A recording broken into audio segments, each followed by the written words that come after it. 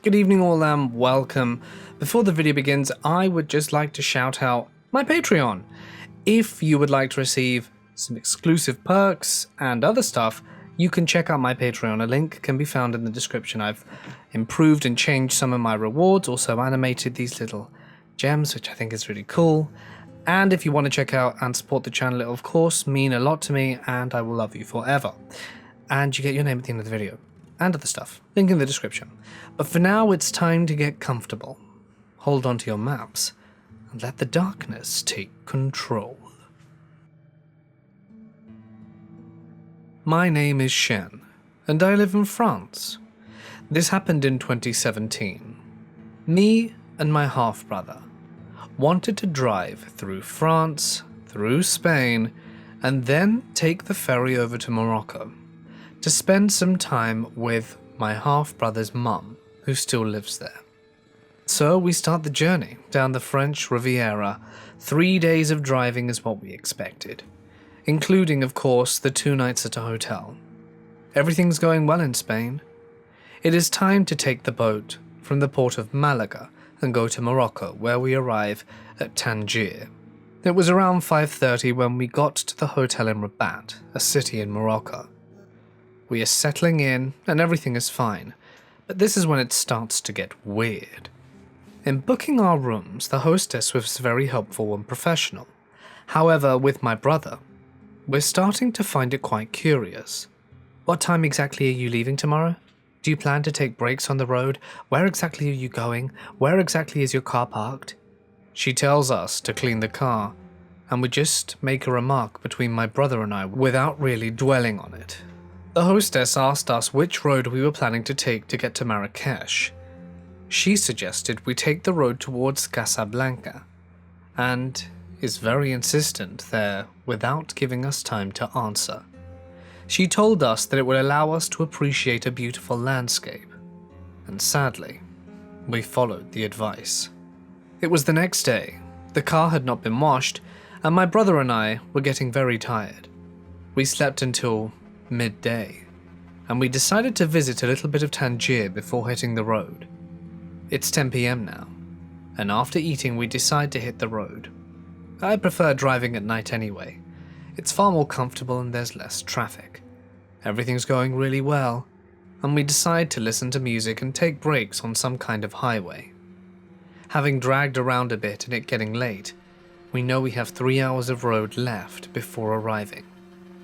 On the highway, there are very high lampposts, some of which aren't functional, so there were areas consumed with darkness. It was at these parts we needed to be extra vigilant. I saw a group of nobody around 7 or 8 guardrails, and I saw them quite quickly, crouching as if hiding and watching the cars. My brother at the time was already asleep. I kept driving without really asking myself a question, but I found it strange. So I switch on the full beams, and the moment I do, I see a man in the right lane. I was going at least 120-130 kilometers an hour on the center lane. I slow down and reduce my speed to around 100, and the man in question must have been in his 40s. He rushed to my car, throws a rock at my windshield, and I smack the brake. I didn't understand what was going on. I stop by removing the belt, but my reflexes directs me towards the rearview mirror, where I see a dozen people running towards my car. It was hard to see in the dark, but I did see that their hands weren't empty. They appeared to have sticks, picks, and other things, and in fear I just stomped the accelerator. I speak to my brother at that moment while he's looking in the rearview mirror, but he doesn't answer. He's unconscious. His skull is wide open, blood flowing. The stone had been launched at his feet. I didn't know what to do.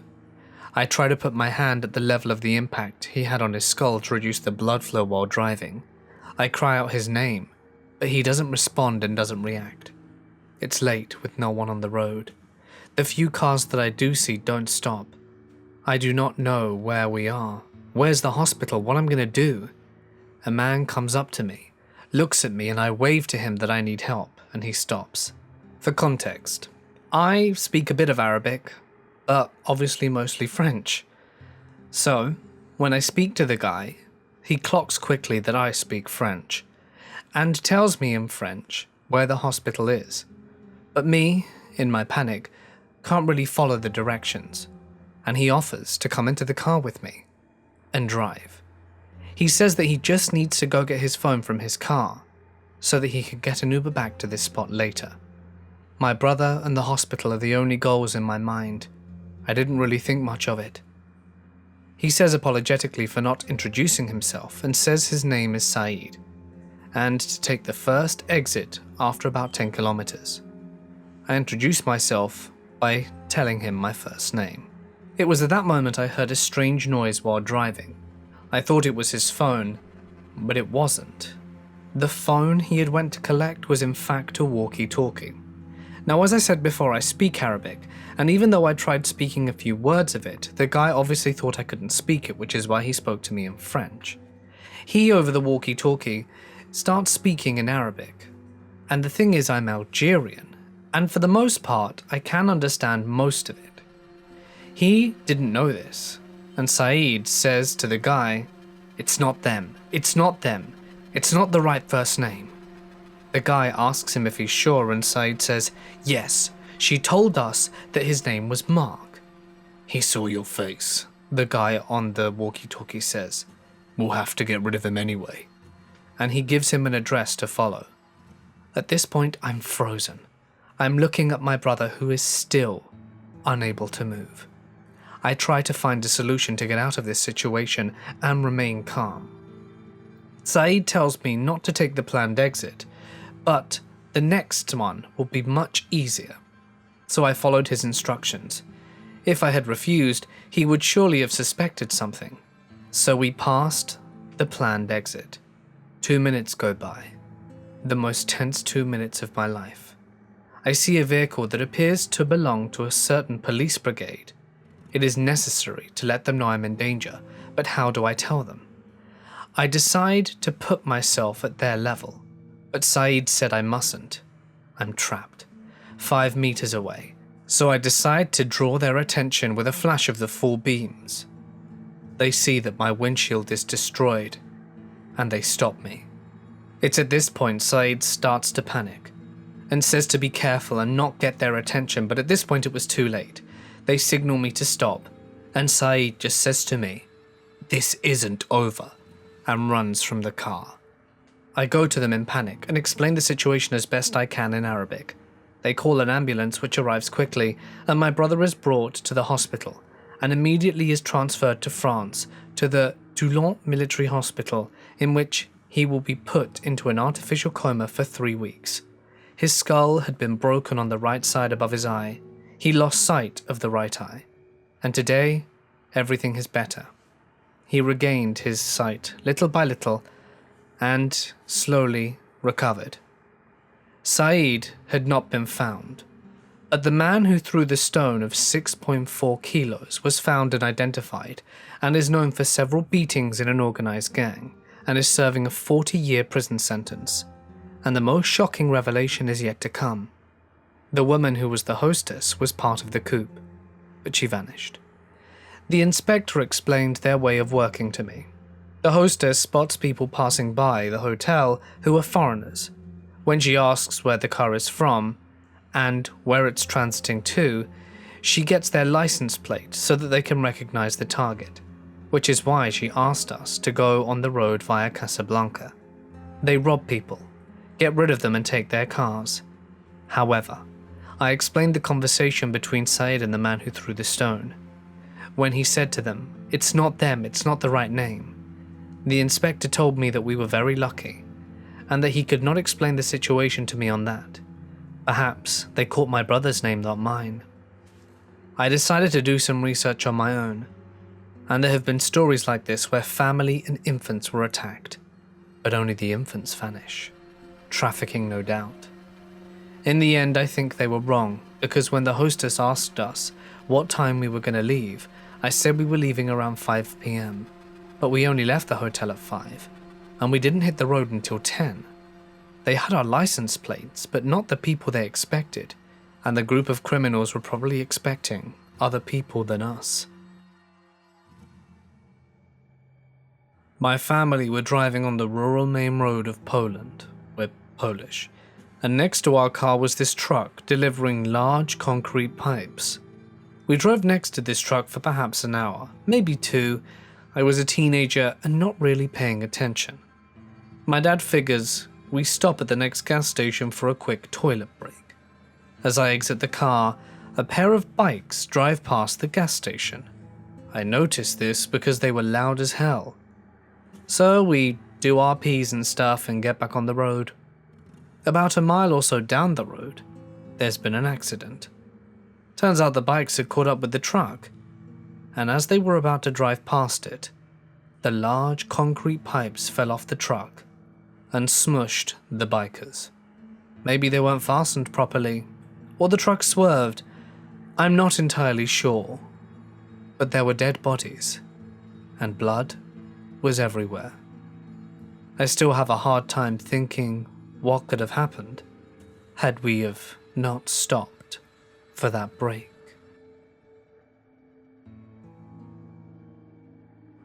Near where I live, but far out in the sticks, there's a glorified gravel path in the woods called Rube Hill. It runs maybe 3 miles long and only half mile of it is paved. On the south end is the pavement, with a few old but otherwise normal houses dotting it. Deceptively average at that point. Then the houses end, the pavement ends, and the gravel road shoots up a steep hill. It's not taken care of at all. The gravel is piled up in potholes and berms, so unless you're driving a nice off-road vehicle, you want to take it easy. So since you need to drive slowly, you get a nice, clear view of the handmade signs nailed to the trees with messages like, "No trespassing," "We are watching you," or simply a little angry face scrawled in Sharpie. At the top of the hill, the road winds lazily for a little under a mile before driving back down the other side of the hill. The gravel is in equal crappy condition on this side, and after you reach the bottom of the hill, the road cuts straightish for about a mile through cornfields before intersecting with another road. The reason I am so familiar with the layout is that I have often taken friends on late-night drives to this road to scare the crap out of them. Never an elaborate prank. I just drive slowly and play creepy music and get them amped up and paranoid. I always make sure to talk about the meth heads and their labs out there too, and how the sheriffs try to avoid going there because it's dangerous. I figured it was bullshit, just stories, but I think now there are elements of truth in some of the rumors. I was with my friend Aaron one night, and we decided to go on a late-night drive to Rube Hill to freak ourselves out. So we took off, drove down the various country highways and back roads, and turned onto it. I made sure to play extra creepy music since me and Aaron had made the trip before. It honestly is creepier by far, but I still enjoyed the long drives and scaring my friend. Of course, it mostly went by uneventfully, and we almost were completely across the hill and about to descend the other side when Aaron freaked out. I checked my mirrors to see what was concerning him, when I see truck headlights down the road. They seemed to be back where the road first topped the hill. The truck made it under the only street light on the top of the hill, with a really dim orange glow. As I could see, it was kicking up a ton of dirt and was speeding towards us. I paused the music, and sure enough, with the windows down, I could hear the gravel crunching and flying like a vehicle was speeding. Keep in mind I've driven this road dozens of times, both during the day and at night, and had never encountered another vehicle. So having a truck, speeding, to seemingly catch up with us at midnight, on a lousy road with rumored meth heads, was pretty jarring. Usually I didn't relinquish my brakes driving down that hill, but this time I didn't touch them. The next day I'm hanging out with a friend, Chris. Chris and I are lounging around playing video games talking about quantum physics, which is Chris's favorite thing, and Chipotle, my favorite thing. I, of course, told him all about Aaron and myself getting chased the previous night, and I kind of hammed it up, and made it come across as a little more harrowing than it really was. But now Chris wanted to go by the road. So we waited until late that night, at least 2 in the morning, and went over to Rube Hill. This time, I wasn't playing any creepy music, as I wanted to be alert. It was all going quite normally, just as usual, when I slammed on my brakes, threw the car into park and said, you see that too, right? I looked at Chris. He was just as confused as me, and he nodded. My headlights were clearly illuminating a thick metal cable stretching across the road. On the right, it was wrapped around a tree, what I guess is roughly head height for a standing adult, and it was pulled tight across the road and anchored to a fence post at roughly chest height. I had no idea what to make of it or how to react. When I heard gravel being thrown by tires, I checked my mirrors, and sure enough, truck headlights were tearing down the road from behind us. I started freaking out. My breathing and heart rate were out of control, and I began sweating. Chris swore under his breath quietly. I threw it into drive, pulled out as fast as I could, and my low-sitting car slid under the cable with a loud metal-on-metal scraping noise. I cringed as I heard the scrape, but I wasn't about to sit there and get deliveranced. So again I flew down the hill, and this was the creepy cherry on the sundae for me personally, because Chris didn't see it. As we left the tree line and entered the cornfields, I glanced to my right, past Chris, and briefly caught a glimpse of someone standing about 3 or 4 feet back in the corn. I just felt my stomach scrunch up and floored the accelerator. I glanced in my rearview mirror and could see a man standing in the road behind us, illuminated by the moon and my taillights. He had a long object slung over his shoulder. I couldn't tell if it was a cane or perhaps a rifle, but I didn't stay to find out. Before I could even tell Chris about it, we were around the bend and out of sight. I haven't been back to that road since. The year was 1983. I was a 21-year-old cute bartender who worked in a happening nightclub. I was driving home late one night at 3 a.m. along I-95 in Connecticut. I was in the middle lane and it was raining terribly. I was almost out of gas but figured I could make it home. Thank goodness I was alert enough to notice a white van drive by me in the slow lane. My radar went on when I noticed the van drive past me and the driver hid his face from my view. The vehicle looked shady, and it had a New York license plate. I was very aware of the van, and I noticed during the drive home that the driver had maneuvered his vehicle behind mine and was maintaining a distance. As I got off the exit to get home, I watched my rearview mirror as the white van also exited a distance behind me. I was freaking out because I was almost out of gas and my house was approaching. I didn't want to stop because I knew I was in danger, and I didn't want him to know where I lived. I drove past my house and decided to take a right-hand turn to see if he would follow. Sure enough, I could see the van's headlights make the same right turn. I drove past the local convenience store, hoping that a police officer would be parked there.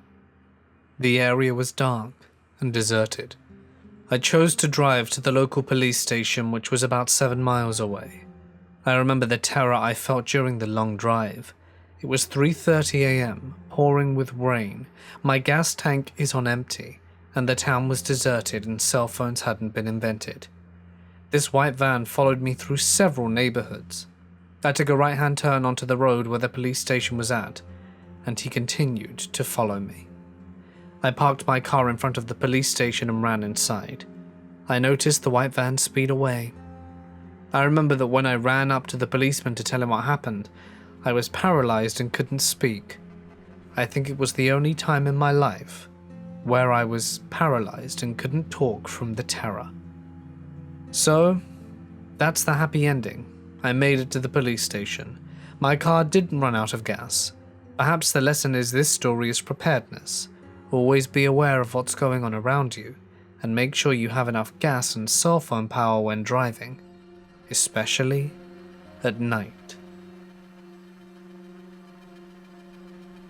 About a month ago, when summer was just at its end, my friend Rose and I decided to go for a drive up to the mountains. I grew up nearly out of city limits and drove to mountain roads often. Rose is a newer friend in my life and had only been up in the mountains a few times.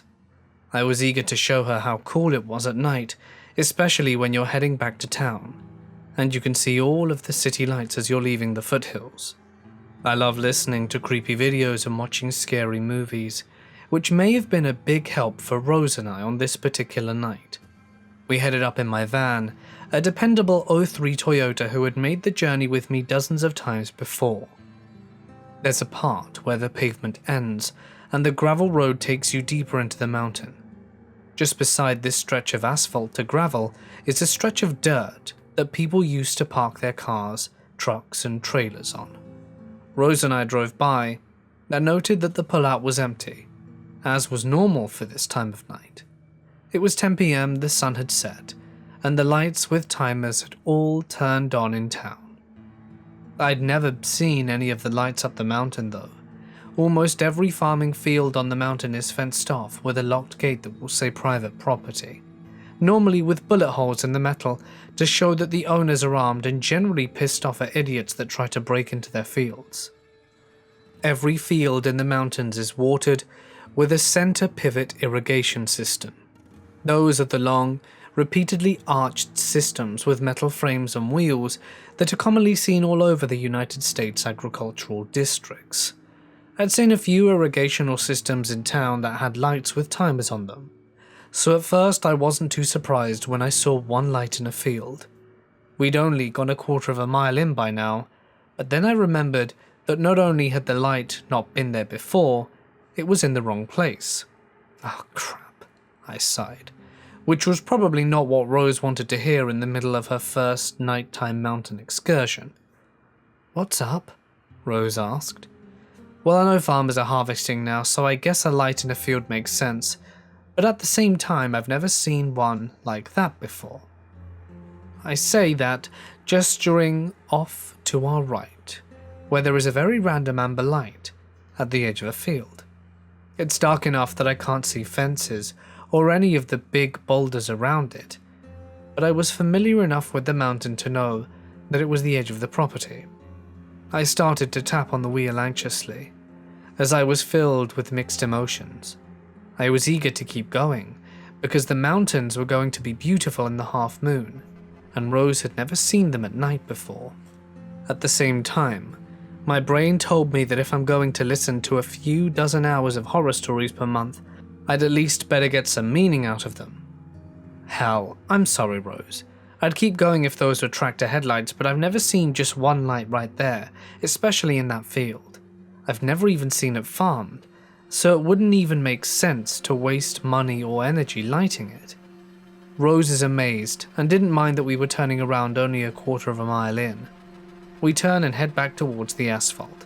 I had no idea why, but I felt like there was a clock that suddenly started ticking. "Hey Rose, could you please hold the handle? I'm gonna go fast enough that you might want something to hold on to.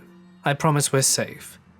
Rose silently clutched onto the handle above the passenger side of the car, and I went faster, and I felt that sense that it was time to hurry up, so I did. I zoomed back towards the asphalt, as fast as I dared, my sense of trepidation only intensifying when we reached the truck park zone. There was a white truck and a flatbed trailer that had not been there less than 10 minutes before. 5, maybe 6 guys were around the truck that had its headlights on. One guy was in a UTV, backing it off a flatbed trailer, so fast I thought he was going to crash it into one of his friends. I raced by and someone ran behind the car. I turned onto the road that would lead to the main road. "Rose?" I asked while inching my way to 70. "Were those people there when we drove by earlier? I just want to make sure I'm not crazy." "Nope," she said. I sighed, copying her tone, even as I jumped to 75 and glanced in my rearview mirror. As far as I could tell, we weren't being followed, but we had 8 miles of straight flat road with no cover before we actually managed to hit civilization. "Did they seem like they were in a hurry to you?" There was no other traffic, so we didn't have to slow down for anyone, which helped us both remain as calm as possible. Just a bit, she laughed nervously, looking over her shoulder to check for any cars as well. Thankfully, nobody came. We drove to a crowded restaurant and sat in the car while we calmed down. We tried to think of a reason why those guys had shown up there so abruptly in the middle of the night. Maybe they were friends going camping. Who knows? But all the land in the mountain is private property, so no one camps there. Maybe it's best we didn't figure it out.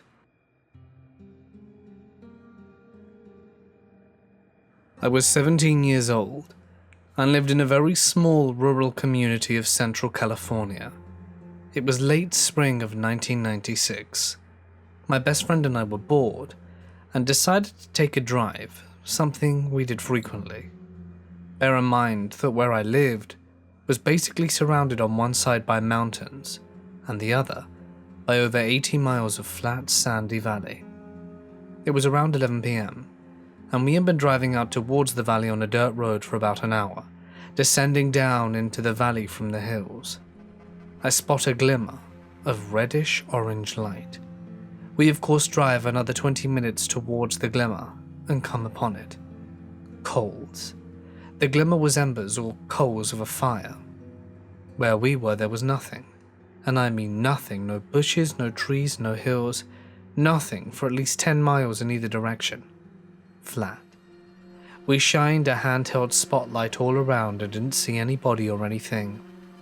We decided the proper thing to do was to turn the truck around and throw dirt on the embers by spinning the truck tires.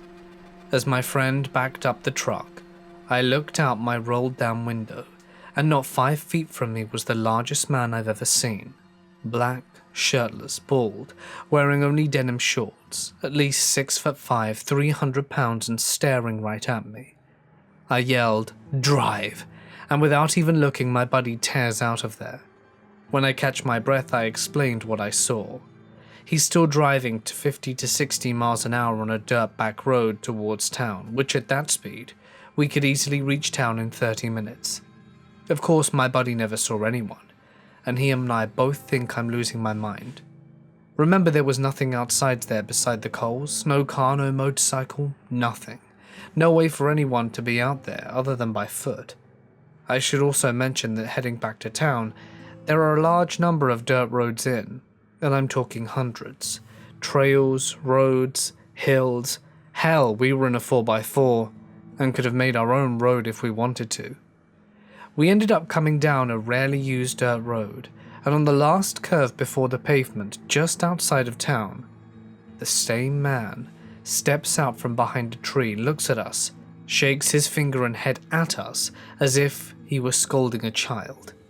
We both saw him this time, and when we looked back, he was gone. This is the only story in my life I have no explanation for. First, there is no possible way this person could have just known which way we would have gone back into town, especially with enough time to hide and wait for us. Second, and I know I already said it, but there was no vehicle out in the flats. There just wasn't. To this day, I get the creeps just thinking about it. I was once driving home from a friend's house over winter break a few years ago. It was really late at night, around 2:30 a.m., and I decided to go on the back road to my house because it's a little faster and about 7 less miles than the highway. This particular road I was on after midday traffic isn't a very popular road at all, except for those who live on it. While driving, I took a big turn and noticed a vehicle coming in the opposite direction as one in front of me. Strange, but nothing out of the ordinary. I passed the car going in the opposite direction, and it was a white van. I got behind the car in front of me, which was a truck. As soon as I got behind the truck, the van stopped and quickly turned around. From that point on, for about 2 miles, the truck went really slowly while the van rode my ass the entire way. I was petrified. Why did the van immediately stop going one way and turn around to go behind me, especially that late at night? Both the truck and the van slammed on their brakes when we got to a part of the road without any streetlights, and I managed to barely squeeze through both cars, stopped, and raced home. I was going at 75 miles an hour on a road that had a 30-mile-an-hour limit. I've never been so afraid in all my life. I called the cops and told them the license plate number and description of the truck in front of me. It took me months to be able to go down that road again. This happened around 2 years ago. My friend and I had been out late, driving around and going to our favorite spots around town. And when the night came to an end, we parked in front of her house and just talked for a while. It was 3 a.m. We lived in a big city, but this is one of the safer parts of town. It was late. The conversation was dying down when we suddenly heard and felt a distinct sound of movement, of someone opening and slamming one of the backseat doors of the trunk of my car. We looked at each other, looked back, and didn't see anything but still felt on edge. We decided instead of calling it and her getting out, when we didn't know what we could be hiding near, that we should go to our favorite diner and check the trunk of the car there.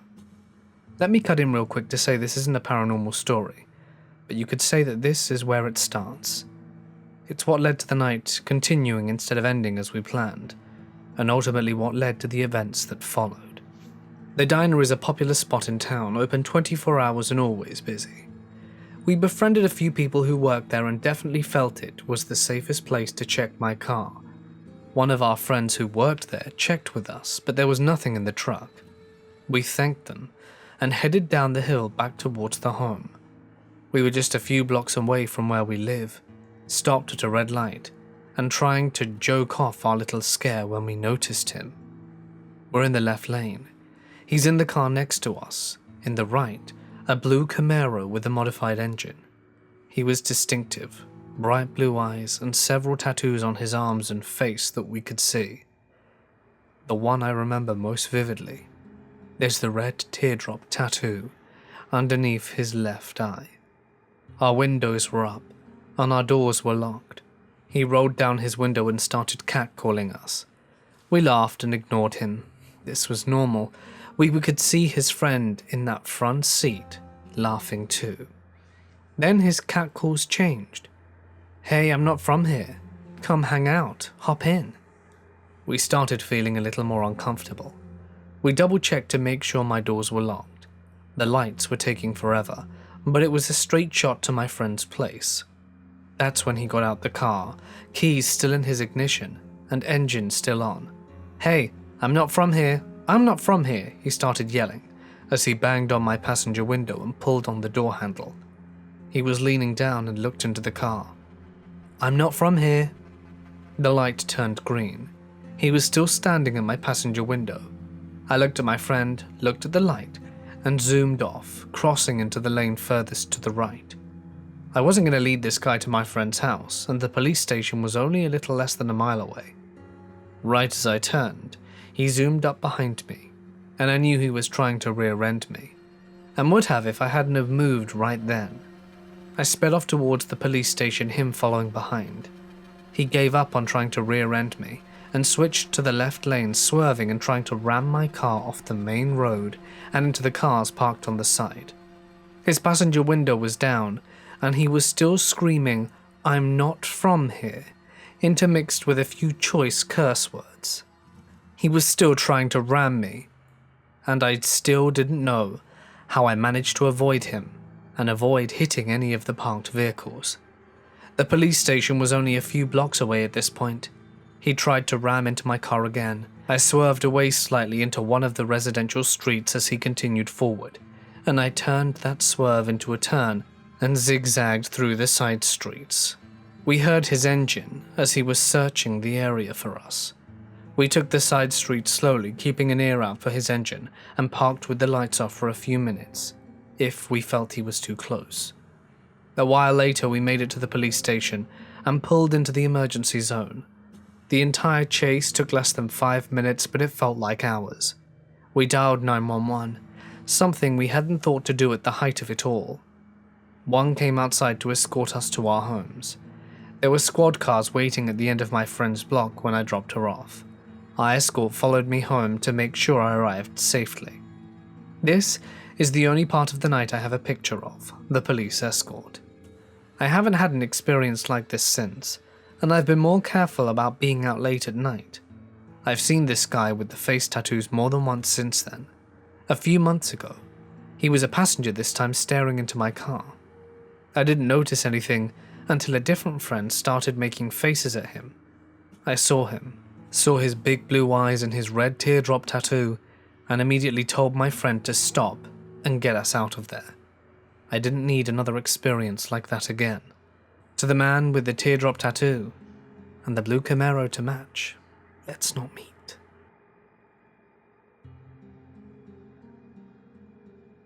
I just had a run-in with the same middle-aged guy who had been showing up around me in a white Fiat today.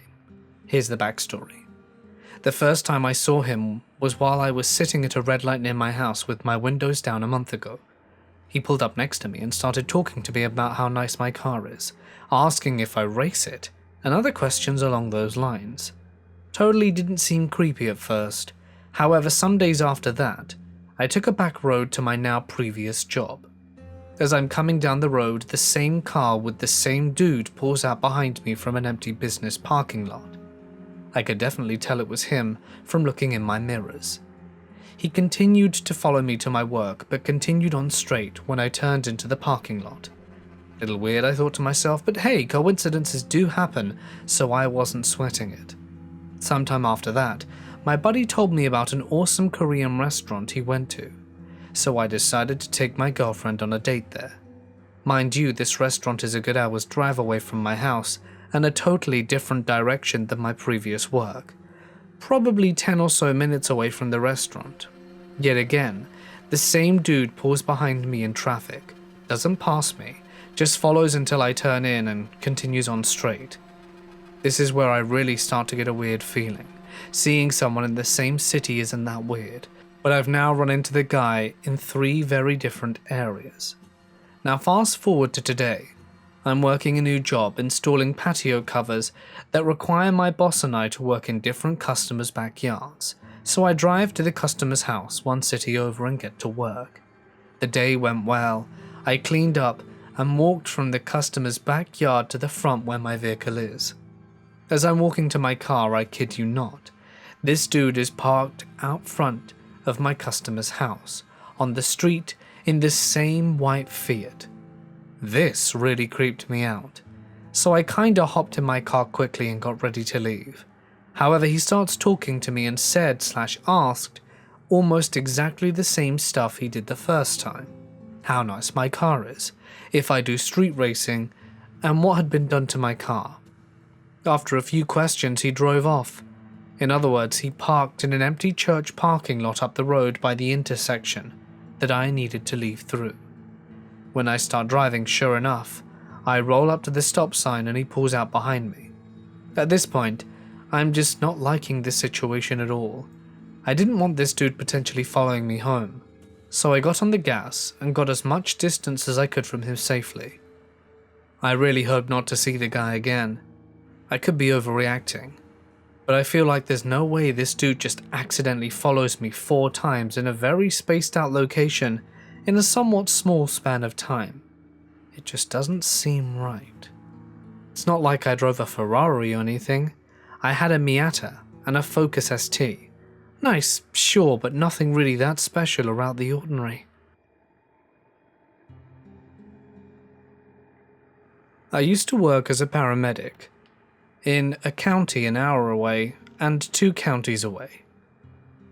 I would have to start work driving at around 5:30 a.m. in order to commute the hour away and be on time.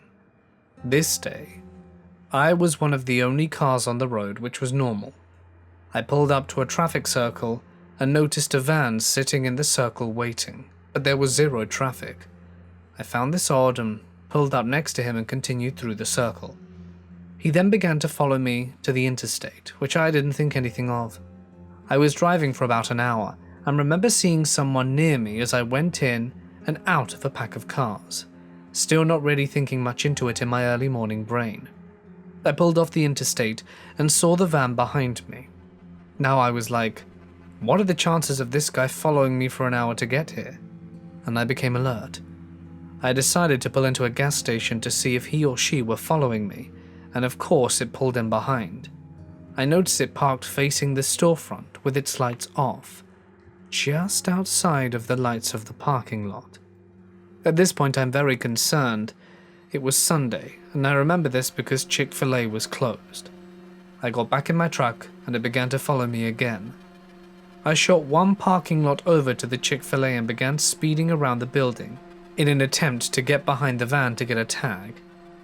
I was trying the entire time to use my cell phone to call the police, and I'm not sure if it was adrenaline or just a true glitch, but the phone wouldn't work. This happened a few times with the old phone years ago when I needed to pull the battery out to reset it. After several circles around this restaurant, just as I got behind the van, it took off heading back towards the interstate. It was one of the creepiest encounters I've ever had. Years later, I still wonder what his intentions were. Hey guys, it's Mort here and thank you so much for listening. I hope you really enjoyed tonight's Stories on the Road. If you did, please be sure to leave a comment, like, subscribe, all the good stuff. I'll be back tomorrow for some absolutely great compilation content. Don't know what it is yet. You'll have to find out tomorrow. It's going to be fun. I know you guys like the comps. Happy July as well. Welcome to July. Any other news? Not really. I hope you check out my Patreon if it interests you. If you've got a few extra bucks and you want to spend them on perks, you can do that. But even if you don't or can't, that's cool too. I still love you. Alright then guys, huge thanks to my members and patrons whose names are on screen. You guys are the best. Seriously. Huge kudos. Amazing. But for now, it's time for me to sign off. Stay awesome, and I'll see you in the next one.